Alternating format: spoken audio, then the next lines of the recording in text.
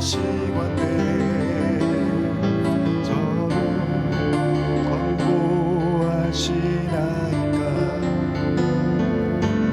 여호와 우리 주여 주의 이름이 온 땅에 어찌 그리 아름다운지요. 어찌 그리 아름다운지요.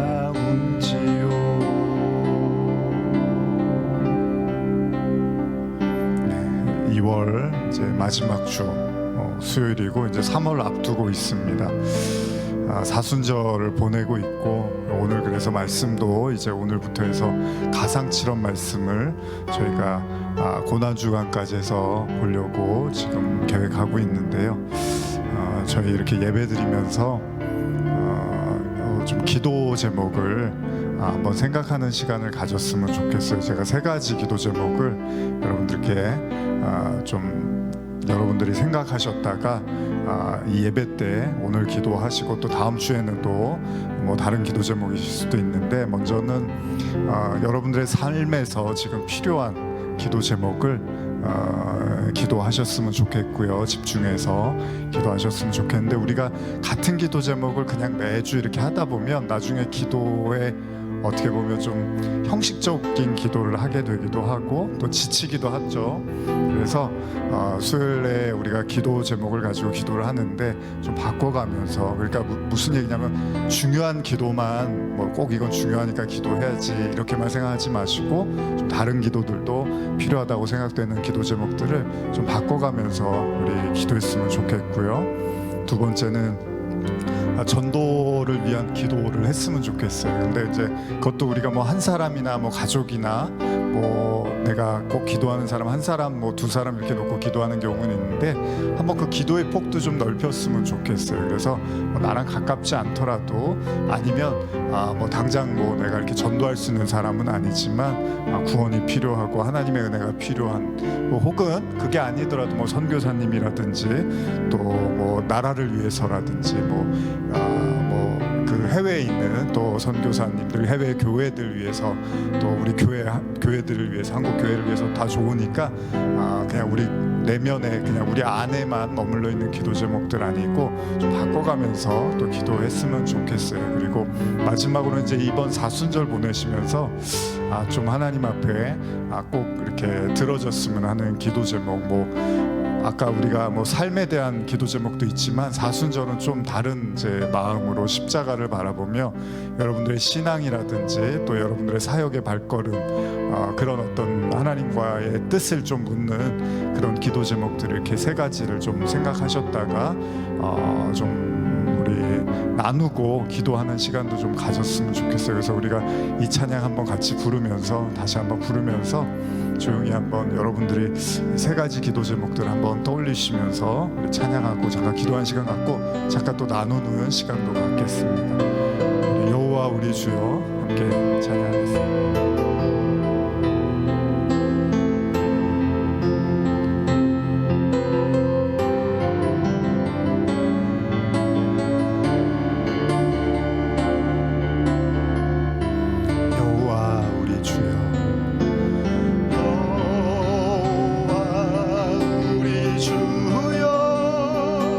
주의 이름이 온 땅에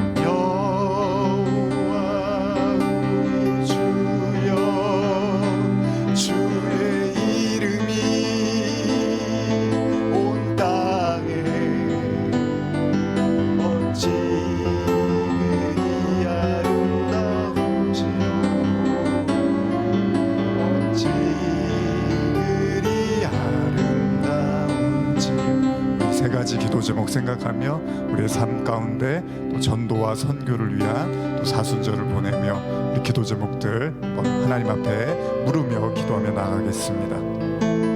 여호와 하나님 아버지, 사순절을 이제 보내면서 또 부활주일을 향하여 달려가는 가운데 있습니다. 이 사순절을 보내며 또 세례를 또 하나님 앞에 세례받고 더 깊은 신앙으로 나아가려고 하는 영혼이 있습니다.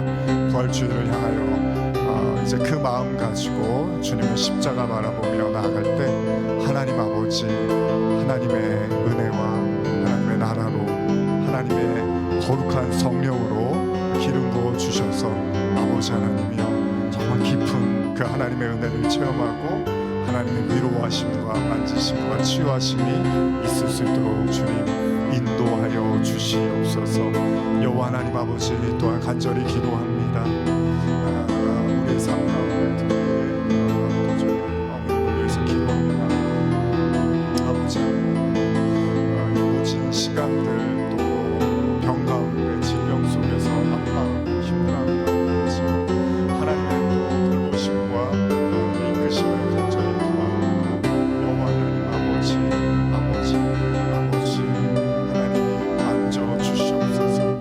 저희 하나님의 부모님들 주님께서 돌보아 주시고 지켜주시고 치료하여 주시고 회복시켜 주시고 아버지 하나님 새 은혜로 하나님을 더 깊이 만나고 마음의 모든 느낌과 상처와 아픔들도 예수 그리스도의 이름으로 다 결박되어지게 하시고 거룩한 하나님의 영, 거룩한 하나님의 말씀으로 거룩한 하나님의 능력으로 새로워지는 그런 은혜의 시간이 될 수 있도록 주 하나님 아버지, 양날의 부모님 가운데 주님 함께하여 주시기를 간절히 원하오니 주 하나님 아버지 임자여 주시고 역사여 주시옵소서. 또한 아버지 하나님이여 간절히 기도하며 나가오니 아버지 또 우리 교회에 아버지 하나님이여 하나님의 잃어버린 영혼들 정말 주님의 말씀을 사모하고 주님의 구원을 목말라 하는 영혼들을 주님 이 교회 가운데 발걸음을 인도하여 주시기를 간절히 원하오니 아버지 하나님이여 역사하여 주시옵소서. 하나님의 권능이 아니면 하나님의 손길이 아니면 하나님의 이끄심이 아니면 아무것도 우리가 할 수 없음을 더더욱 뼈저리게 많이 느끼는 시간들을 보내고 있습니다. 여호와 하나님 아버지여 은혜를 내려주시고 문을 열어주시고 발걸음을 인도하여 주시고 하나님 앞에 나와 말씀을 듣게 하시고 진리를 깨닫게 하시고 거룩한 성령의 능력으로 그 복음의 힘으로 살아갈 수 있는 아버지 하나님 은혜 내려주시옵소서. 아버지 하나님 주의 손가락으로 지으신 주의 하늘과 주가 베풀어 두신 달과 며 내가 보니 사랑이 시간에 주께서 저를 생각하시며 인자가 오시건대 저를 권고하시나이까. 여호와 우리 주여 주의 이름이 온 땅에 어찌 그리 아름다운지요. 어찌 그리 아름다운지요.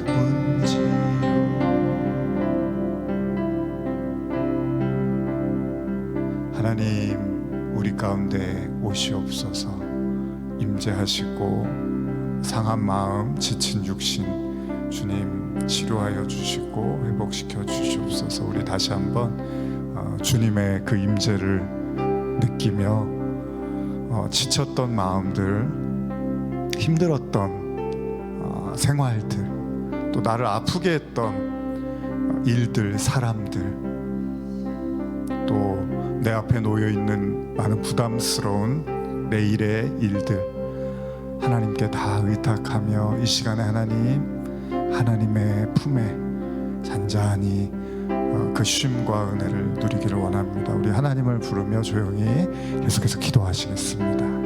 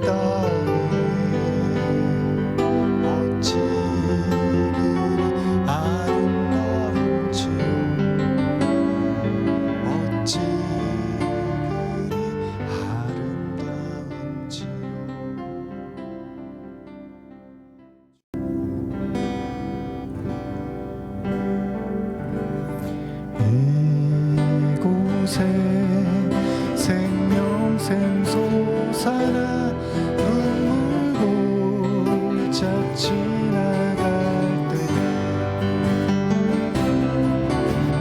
마침내 열매 맺히고 웃음소리 넘쳐나 다시 한번 이곳에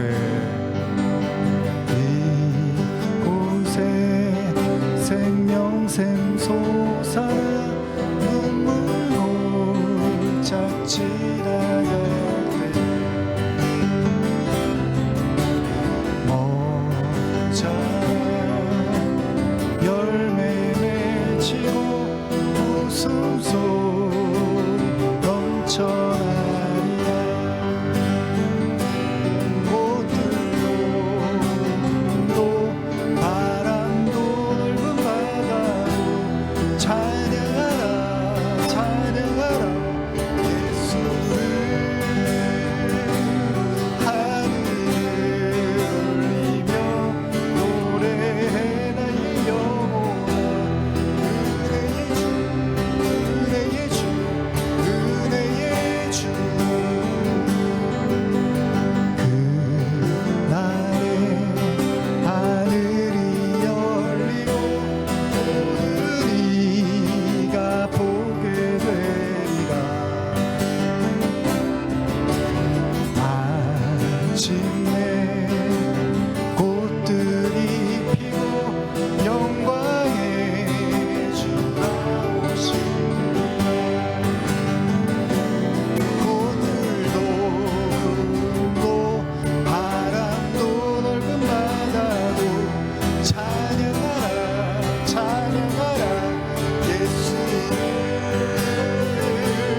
하늘을 올리며 노래해 나의 영혼아 은혜의 주 은혜의 주 은혜의 주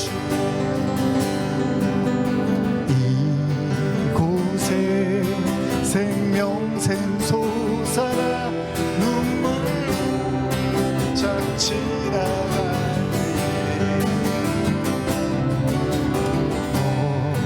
자라 열매 맺히고 웃음소리 넘쳐나리라 꽃들도 구름도 바람도 넓은 바다도 찬양하라 찬양하라 예수를 하늘을 울리며 노래해 나의 영혼아 은혜의 주 은혜의 주 은혜의 주 꽃들도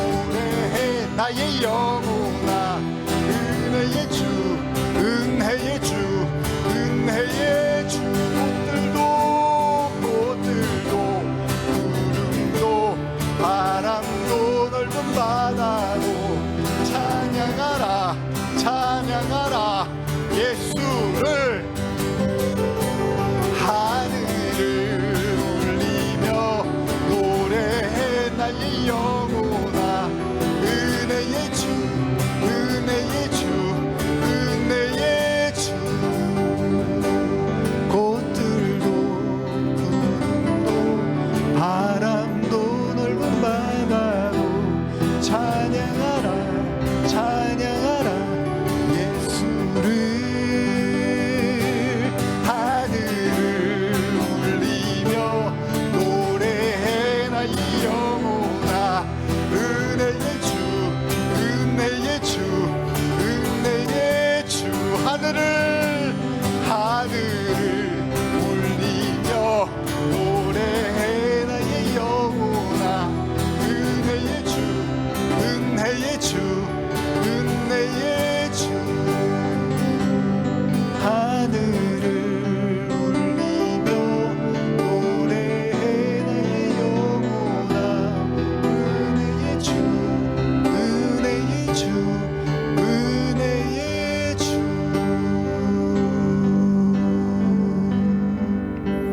자, 기도하겠습니다. 하나님 아버지, 수요 기도회로 나아갑니다. 정말 그냥 하나님만 바라보며 어떤 목적이나 이유가 아니라 정말 하나님을 바라보고 하나님을 느끼고 하나님을 듣는 그런 마음으로 예배 드리기를 원합니다. 사실 예배의 본질이 바로 하나님을 만나는 것이기 때문입니다. 오늘 우리에게 다가왔던 많은 생각들과 복잡했던 하루들, 또 미래에 대한 많은 고민들이 있었다면 이 시간은 하나님을 만나서 하나님과 교제하고 하나님의 음성을 듣고 하나님의 품 안에서 안식을 누리는 시간 되게 하여 주시옵소서. 또 온라인으로 이후에 또 영상을 통해서 예배드리는 성도님들에게도 동일한 은혜와 사랑으로 주님 함께하여 주시옵소서.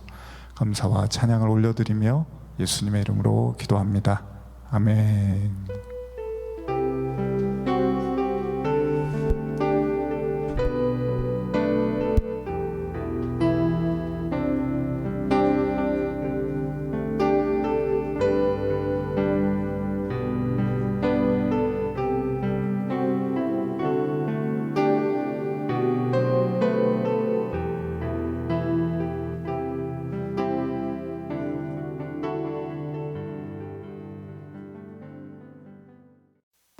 자, 오늘 함께 말씀 나누시겠습니다. 사순절 시작하면서 아까도 말씀드린 것처럼 사순절 저희 지내면서 가상칠언을 한번 또 더 나눠보는 것이 의미가 있겠다. 예전에도 뭐 나눴죠. 많이 나눴는데 제가 설교 이렇게 해보니까 설교라는 것이 새로운 얘기를 하는 게 아니더라고요. 우리가 알고 있는 걸 계속해서 반복해서 확인하고 제대로 아는지를 이제 이렇게 깨우쳐가는 것 같아요. 요즘 다니엘서 우리 설교 들으시지만 느부갓네살 왕에게 하나님이 꿈 주고 그 다음에 또 뭐 어떤 사건 기적 주시고 그래도 못 알아들으니까 또 꿈을 주시고 이런 거잖아요. 그러니까 하나님이 뭐 새로운 얘기를 막 우리한테 해주고 싶은 게 아니라 다 알고 있다고 생각하거나 아직 모르는 이야기들을 반복을 통해서 명확하게 하시는 것 같아요. 그런 의미에서 가상칠언 뭐 오랫동안 들으셨고 나누셨지만 또 이번에 수요 기도회를 통해서 가상칠언 2026년도 가상칠언을 통해서 또 큰 십자가의 은혜를 또 누리시기를 소원합니다. 우리 누가복음 23장 33절 34절 한번 같이 찾아보시겠습니다. 누가복음 23장 33절에서 34절입니다. 자, 가상칠언의 첫 번째 메시지입니다. 우리 한번 말씀 같이 읽어보겠습니다. 시작. 해골이라 하는 곳에 이르러 거기서 예수를 십자가에 못 박고 두 행악자도 그렇게 하니 하나는 우편에 하나는 좌편에 있더라. 이에 예수께서 이르시되 아버지 저들을 사하여 주옵소서 자기들이 하는 것을 알지 못함이니이다 하시더라. 그들이 그의 옷을 나눠 제비를 뽑을세. 예수님의 가장 중요한 메시지는 뭐 제가 오랫전부터 강조해왔지만 두 가지입니다. 성경의 핵심은요, 뭐 보통 우리가 예수님이 이제 누군가의 질문을 받으시고 성경의 핵심이 뭡니까? 라고 하셨을 때 예수님은 두 가지를 말씀하셨죠. 하나님 사랑과 이웃 사랑이 모든 성경의 가르침의 핵심이다 라고 말씀을 하셨다면 또 다른 이제 의미, 뭐 하나님 사랑, 이웃 사랑 이제 중요하죠. 사랑의 관점인데 그걸 또 다른 의미로 이야기한다면 바로 사랑과 용서라고 저는 생각을 합니다. 그래서 십자가의 가장 큰 가르침은 용서와 사랑이죠. 그런 의미에서 예수님의 오늘 가상칠언의 첫 번째는 아버지 저들을 사하여 주옵소서 자기들이 하는 것을 알지 못함이니이다 라는 이제 고백을 하시죠. 십자가 상에서 가상칠언은 십자가에서의 예수님의 고백이죠. 한번 우리 신앙을 한번 돌아봤으면 좋겠어요. 뭐 제가 말씀을 뭐 길고 장황하게 전할 생각은 없고요. 좀 우리가 가장 와닿고 우리 스스로도 좀 돌아볼 수 있는 그런 메시지가 됐으면 좋겠는데, 십자가를 좀 진지하게 생각했던 과거의 기억을 한번 떠올려 봤습니다. 중학교 시절에는 이제 십자가 보면 왠지 이렇게 울어야 될 것 같고, 뭐 예수님이 자꾸 이렇게 아프시고 피 흘리시는 거를 머릿속에 막 그리면서 어떻게든 우는 애들이 훨씬 더 신앙이 좋아 보였잖아요. 저도 막 굉장히 그런 상황이 되면 막 어떻게든 눈물을 쥐어 짜내려고 했던 기억이 있었던 것 같습니다. 그러나 사실 십자가를 진짜 마음으로 느꼈던 건 그런 때가 아니었던 것 같아요. 그러니까 감상적으로 뭐 패션 오브 더 크라이스트라든지 예수님의 그 십자가 영상들을 보고 영화들을 보면 얼마나 아프셨을까, 나를 위해서 얼마나 고통을 받으셨나, 이런 것들에 빠져서 이제 우리가 눈물도 흘리고, 뭐 그게 또 나쁜 건 아니잖아요. 맞는 말이잖아요. 그러나 진짜로 제가 예수님에 대해서, 십자가에 대해서 진지하게 생각했던 것은 제 자신이 별로 그렇게 좋은 사람이 아니라는 걸 깨달았던 시절, 그때부터 제가 예수님의 십자가가 조금씩 와닿았던 것 같습니다. 저는 굉장히 제가 의롭고 착하고 나름대로 이렇게 매너가 있고 뭐 친절하다 뭐 이런 생각을 했던 것 같아요. 누구나 다 그런 생각들을 좀 하잖아요. 근데 나중에 시간이 지나면서 어떤 계기를 통해서 별로 제가 좋은 사람이 아니구나, 그리고 제가 그렇게 하나님이 보셨을 때 뭐 절대 의롭다고 볼 수 없는 사람이구나라는 걸 이제 조금씩 느꼈던 것 같아요. 그게 이제 아마 10대 후반, 중후반 넘어가면서였던 것 같습니다. 참 아이러니하게요, 우리가 죄인이기 때문에 예수님을 믿는 건데, 그러니까 예수님의 공로로 구원을 받는 건데 죄인이기 때문에, 근데 희한하게 예수님을 믿다 보면 이상하게 내가 죄인이라기보다는 내가 점점 의로워지는 그런 모습들을 봅니다. 우리 자신도 그렇지만. 그래서 나중에 보면 막상 믿다 보면요, 더 이 인간 내부의 혈기 있잖아요. 이런 것들이 더 강해지면서 오히려 더 뭐랄까요, 완고해지고 굳어지고 뭐라 그러죠? 더 거칠어지는 성도들을 보기도 합니다. 대표적으로 바울이 그렇잖아요. 사도행전에서 바울이 하나님을 엄청 사랑했는데 그의 행동은 그리스도인들을 박해하는 모습으로 드러나더라는 겁니다. 희한하게 우리가 예수를 믿다 보면 오히려 강해지고 더 완고해지는 우리 자신, 그리고 거룩하다고 착각하는 자신을 보게 된다는 겁니다.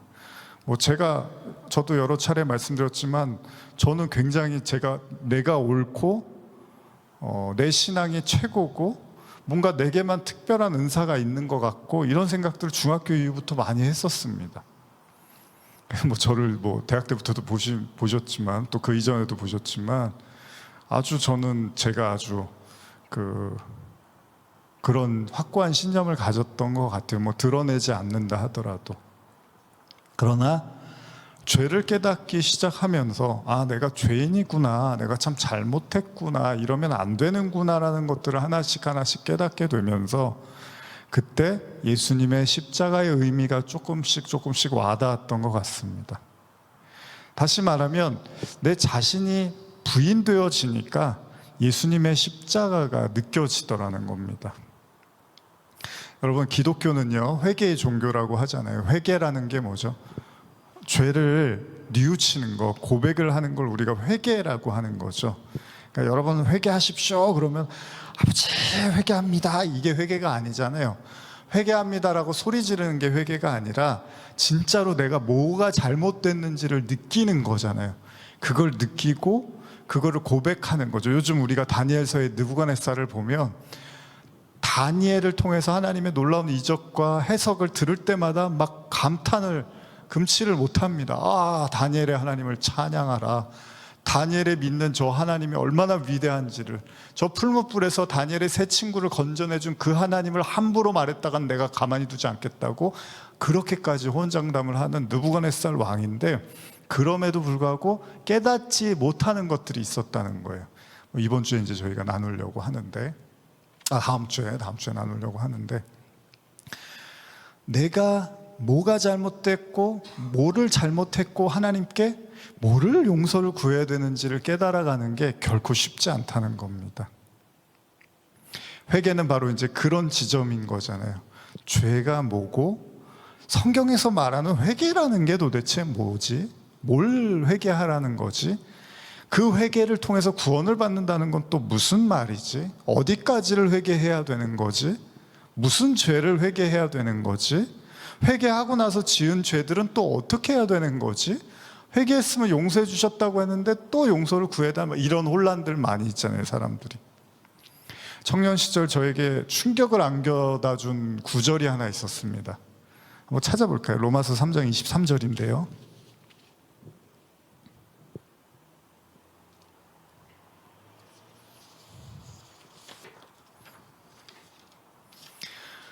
로마서 3장 23절입니다. 한번 같이 읽어볼까요? 시작.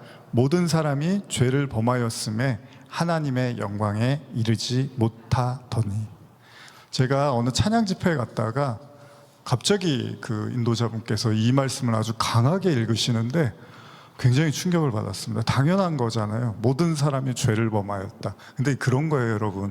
똑같은 얘기도요, 다 알고 있는 것 같은데 어느 순간에 이거 내가 몰랐었구나라고 번뜩일 때가 있습니다. 그렇죠, 여러분.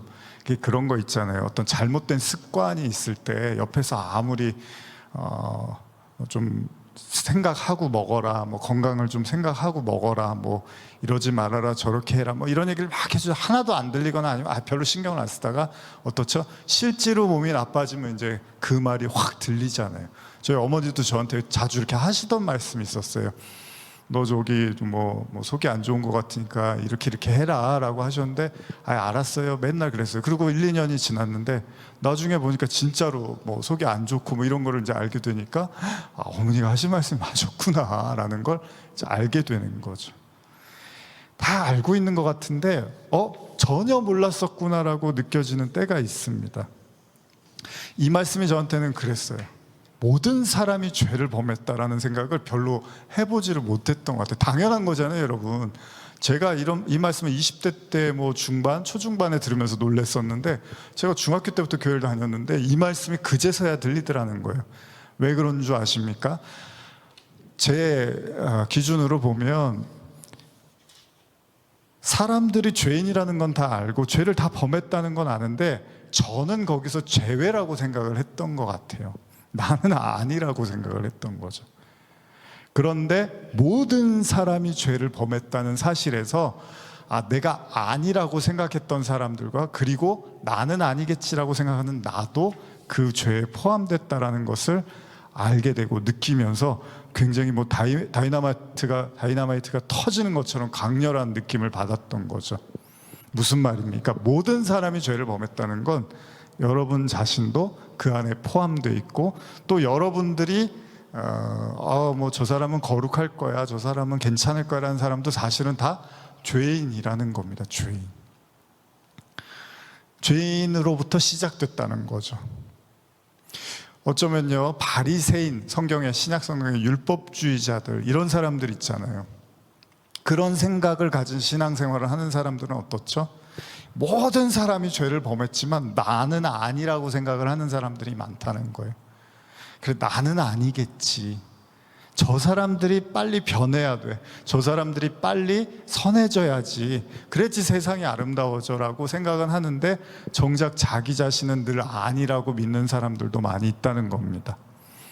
요한복음 2장 23절에서 25절 보면 예수님이 이제 이런 말씀하신 제가 읽어드릴게요. 6월절에 예수께서 예루살렘에 계시니 많은 사람이 그의 행하시는 표적을 보고 그의 이름을 믿었으나 예수는 그의 몸을 그들에게 의탁하지 않으셨으니 이는 친히 모든 사람을 아시며 또 사람에 대해서 누구의 증언도 받으실 필요가 없었으니 이는 그가 친히 사람 속에 있는 것을 아셨음이라. 잘 아시는 말씀이죠. 예수님이 하나님이니까 사람 마음이 너무나 잘 알고 계시다는 거죠. 사람 마음을 꿰뚫어 보신다는 거잖아요. 지금도 그렇잖아요. 지금 여러분 무슨 생각을 하고 계시는지, 어떤 마음인지 이런 걸 다 보신다는 거잖아요. 피해갈 수 없는 거잖아요. 그렇다면 이런 우리에게 이런 어떻게 보면 죄인이기도 하고 회개를 하고 예수님을 믿는다고 하지만 여전히 우리도 미워하고 증오하고 분노하고 이럴 수밖에 없는 사회를 살아갈 수밖에 없는 우리인데, 우리에게 과연 용서라는 것이 어떤 의미일까? 예수님이 지금 가상칠언에서 하신 말씀의 이 용서의 개념은 누구를 향하여 하신 거냐면 자신을 십자가에 못 박으려고 하는 자들을 향해서 용서를 말씀하고 계십니다. 아까 읽은 본문 한 번 더 읽어드릴게요. 누가복음 23장 34절. 이에 예수께서 이르시되 아버지 저들을 사하여 주옵소서 자기들이 하는 것을 알지 못함이니이다 하시더라. 그들이 그의 옷을 나눠 제비 뽑을세. 그러니까 자신들이 하는 일을 무슨 일인 줄 알 수 없으니까 저들을 용서해달라고 예수님이 하나님께 구하고 계시다는 것입니다. 근데 그것도 그래요, 여러분. 쉬운 일은 아니잖아요. 자기를 십자가에 못 박고 죽이고 이런 것들을 예수님이 참 용서한다는 것이 절대 쉬운 일이 아닙니다. 누가 우리를 아프게 하고 우리를 힘들게 하고 씻을 수 없는 상처를 줬다면 그게 용서가 사실 어렵잖아요. 그러니까 내가 받은 고통과 상처가 크면 클수록 상대방을 용서하기가 어려운 것이 인지상정입니다. 당연한 얘기죠. 그러면 이 성경에서 말하는 용서라는 거, 예수님이 십자가에서 말씀하신 용서라는 거 절대 쉽지 않고, 예수님은 더 나아가서 산상수훈에서는 원수도 용서하라고까지 말씀을 하셨으니 이게 사실은 성도들에게 기가 막힐 노릇이라는 겁니다. 우리가 이 사순절을 보낼 때마다 자주 하는 얘기가 베드로 이야기잖아요. 베드로가 예수님을 잘 따라다니다가 극적인 상황에서 예수님을 배신하게 됩니다. 분명히 목숨을 바칠 각오가 돼 있는 것처럼 보였고 예수님을 위해서 자신의 모든 걸 다 걸어도 아깝지 않을 거라고 아주 호언장담을 했던 베드로입니다. 그러나 여러분이 아시는 것처럼 결국 베드로는 닭이 울기 전에 3번이나 예수님을 부정하고 부인하며 심지어 저주를 했습니다. 그래서 아마 기가 막힌 구절이 됐을 거예요. 마태복음 26장 35절에 베드로가 이르되 내가 주와 함께 죽을지언정 주를 부인하지 않겠나이다 하고 모든 제자도 그와 같이 말했다. 다 그랬대요. 근데 이제 베드로가 대표로 더 이제 강렬하게 보여지는 거잖아요. 근데 어떻죠? 하나님은 알고 있었던 거죠. 그러니까 우리가 영화를 보면 영화가 1시간 반, 2시간이면 이제 이 영화의 끝을 본 사람은 어떻죠? 이 영화의 시작에 아무리 뭔가 긴장감이 있고 뭔가 반전이 있어 보여도 끝을 아는 사람은 조금 있다가 이렇게 될 거야 라는 걸 알고 있잖아요.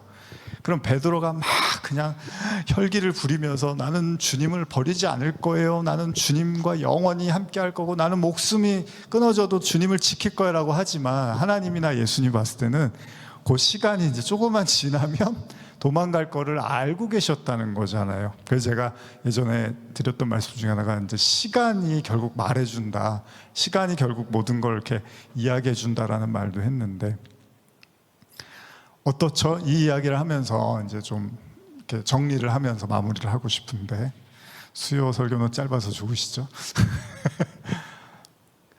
베드로가 막 그렇게 혈기를 부리면서 자기의 모든 것들을 이렇게 바칠 수 있는 것처럼 예수님께 호언장담을 했지만 예수님은 어떻죠?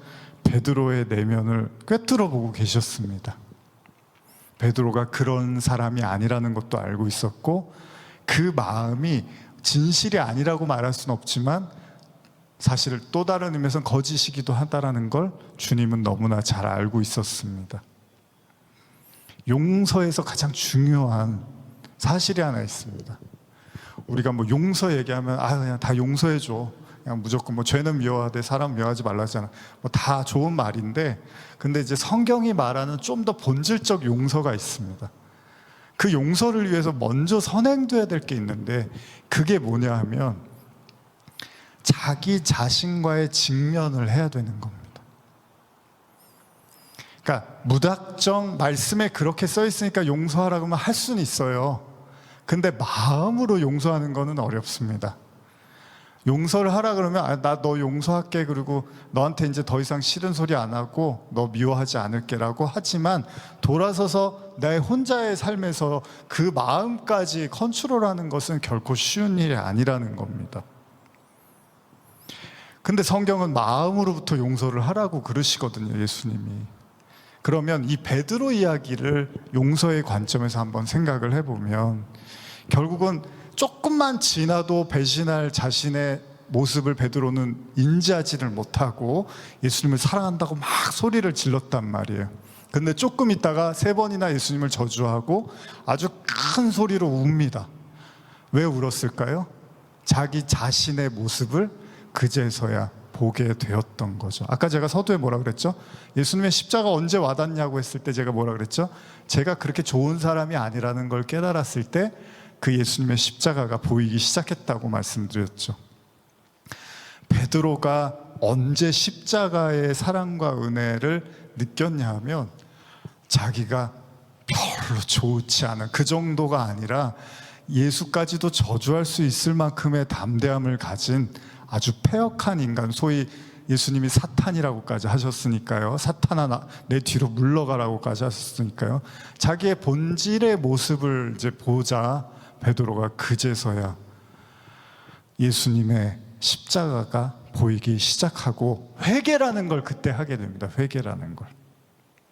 여러분, 용서는 누가 하는 거냐 하면요, 먼저 내 자신이 누군지를 알고 그 자신에게 베푸시는 하나님의 용서를 이해하고 깨달을 때, 그 진짜 회개의 고백을 할 수 있는 자만이 할 수 있는 것이 용서라는 겁니다. 예수님이 나중에 그래요.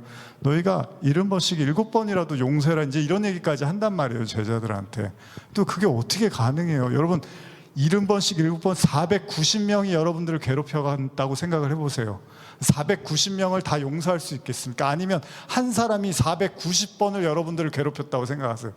잊을만 하면 나타나서 또 괴롭히고, 잊을만 하면 나타나서 또 괴롭히고, 잊을만 하면 나타나서 또 힘들게 하면 그걸 어떻게 매번 용서가 가능합니까? 나중에 여기 다 타 죽어요.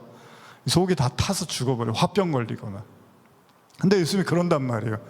70번씩 7번 용서해라고 한단 말이에요. 이런 개념들이요, 무턱대고 예수 믿는 사람은 그냥 용서하는 거야, 손잡아, 애들 다루듯이 일로 와 손잡고 나 너 사랑해, 그리고 용서해버려, 그러면 얼마나 좋아요. 그게 안 된다는 말이죠. 그게 되는 것처럼 보여도 다 속이 그냥 다 타들어가 있어요, 나중에 보면. 성경이 말하는 용서는 단순한 그런 용서가 아니라는 거죠. 먼저 내가 하나님 앞에서 어떤 사람인지를 직면하고 깨달을 때, 이런 나를 주님이 용서하셨다면 저들을 용서하는 거 당연히 하나님이 가능하시겠구나, 하나님이 용서하신다는데 내가 어떻게, 오히려 이런 쪽으로 가게 된다는 거예요. 물론 그것도 쉬운 건 아닙니다, 여러분. 결국은 내 자신에 대한 사랑과 용서의 의미를 깨달을 때 조심스럽게 우리는 그 하나님의 원수일 수밖에 없었던 나를 비롯한 모든 사람들이 죄를 범했다고 했으니까 그 모든 사람에 대한 하나님의 용서와 사랑도 가당했구나라고 인정해 가기 시작을 하는 거죠. 그걸 내 이웃을 내 몸과 같이 사랑한다는 거고, 그게 하나님을 사랑하는 자에게만 나올 수 있는 이웃사랑이 될 수 있겠죠. 자신을 십자가에 못 박는 군병들 향해서 예수님은 말씀하십니다. 저들을 사하여 주십시오. 자기들이 하는 것을 알지 못함이니이다. 예수님이 있기 때문에 가능했던 말씀입니다. 인간의 무지와 한계, 그리고 연약함을 너무나 잘 아셨습니다. 마치 베드로처럼 마음은 원하지만 육신이 악하다고 자기도 지키고 싶었는데 결국은 저주하고 있는 자기 자신의 모습을 보며 얼마나 처량하고 황당했겠습니까? 그러나 예수님은 부활하시고 그런 베드로에게 나타나서 그런 너를 내가 사랑하고 용서한다라고 3번이나 말씀하시더라는 겁니다. 그 용서를 받은 자만이 내가 누군지를 알고 내가 받은 용서와 사랑을 깨달은 자만이 그 예수님의 용서를 조금씩 배워갈 수 있지 않을까 생각을 해봅니다. 여러분들의 지금 마음은 어떠십니까? 이 용서에 대한 말씀을 들으시면서 여러분들은 용서를 받으셨습니까? 여러분들은 베드로처럼 여러분 자신이 누군지를 철저하게 직면해 보셨습니까? 그리고 그 연약하고 나약하고 초라하고 죄 지은 나를 향한 예수님의 따뜻한 용서와 사랑을 맛보셨습니까? 그러면 여러분에게도 그 예수님의 십자가의 용서가 여러분을 통해서 누군가에게 흘러갈 수 있을 것입니다. 기도하시겠습니다. 우리 이 시간에 주가 필요해라는 찬양 같이 부르시면서 말씀 생각하며 우리 잠깐 기도하는 시간 갖겠습니다.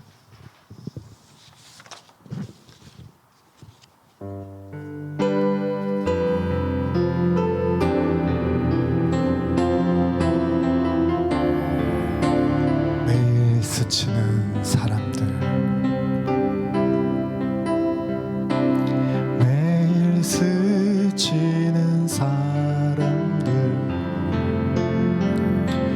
내게 무얼 원하나,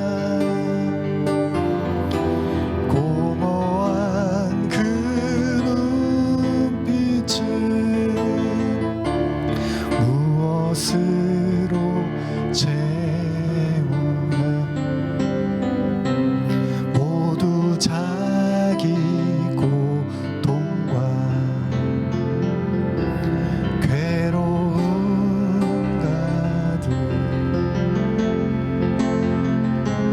감춰진 울음소리, 주님 들으시네.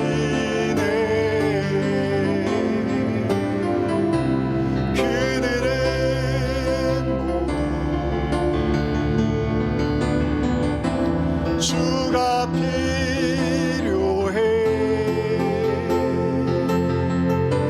깨지고 상한 마음 주가 드시네. 그들은 모두 주가 필요해.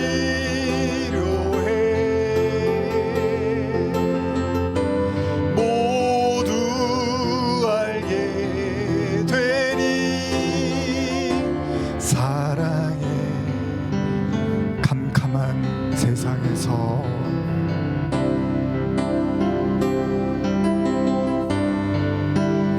빛으로 부름받아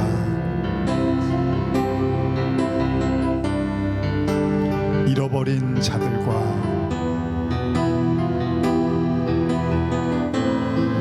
나누라고 하시네.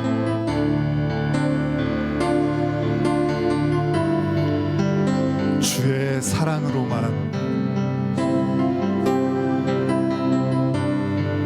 사랑할 수 있네. 우리가 나눌 때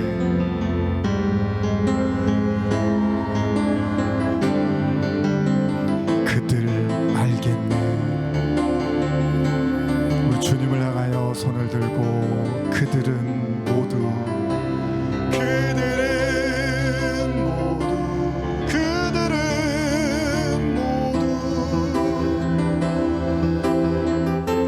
주가 필요해.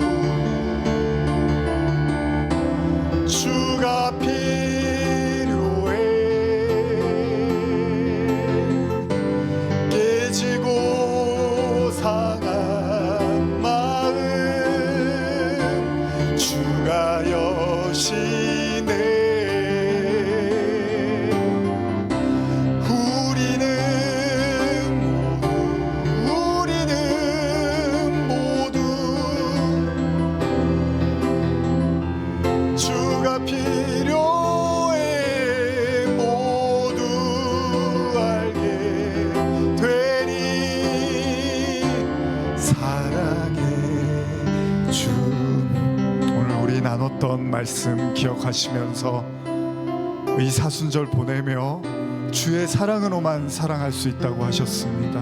주의 용서로만 용서할 수 있다고 하셨습니다. 나는 주님의 용서받은 자입니까? 나는 주님의 사랑을 경험한 자입니까? 이 사순절을 보내며 더 깊은 사랑과 용서, 그 십자가의 은혜가 내게도 흘러가게 하시고 넘치게 해달라고 우리 같이 기도하시겠습니다. 오 하나님 아버지, 주의 사랑으로만 사랑할 수 있습니다. 주의 용서로만 용서할 수 있습니다. 우리가 나눌 때 그들이 알 것이라고 했습니다. 아버지 하나님, 깨지고 상하고 지치고 부서지고 넘어지고 아파하고 신음하는 영혼들에게 주의 은혜와 사랑과 용서가 나를 통하여 흘러갈 수 있도록, 그 십자가의 그 사랑이, 그 은혜가 나를 통하여 걸어갈 수 있고 흘러갈 수 있도록 주여 우리에게도 은혜를 베풀어 주시옵소서. 우리에게도 그 십자가의 사랑과 그 십자가의 용서가 넘쳐나는 사순절 되게 하여 주시고, 원망하고 미워하고 오랫동안 그 증오와 상처로 인해서 고통하고 있는 영혼들이 있다면 하나님 아버지, 이 사순절을 보내며 그 십자가의 능력으로 그 십자가의 사랑을, 그 용서를 경험하게 하시고 아버지 하나님이여 회복되고 치유되며 다시 살아나는 은혜가 주님 있기를 간절히 원하오니, 오 하나님 아버지, 오 하나님 아버지, 그들은 모두 주가 필요해.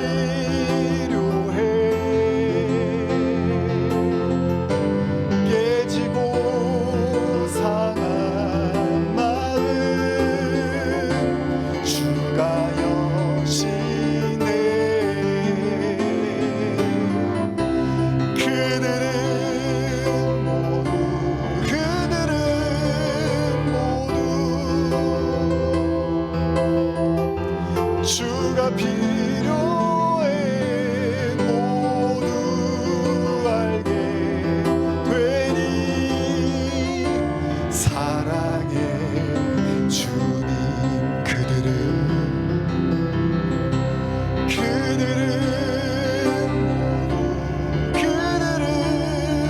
모두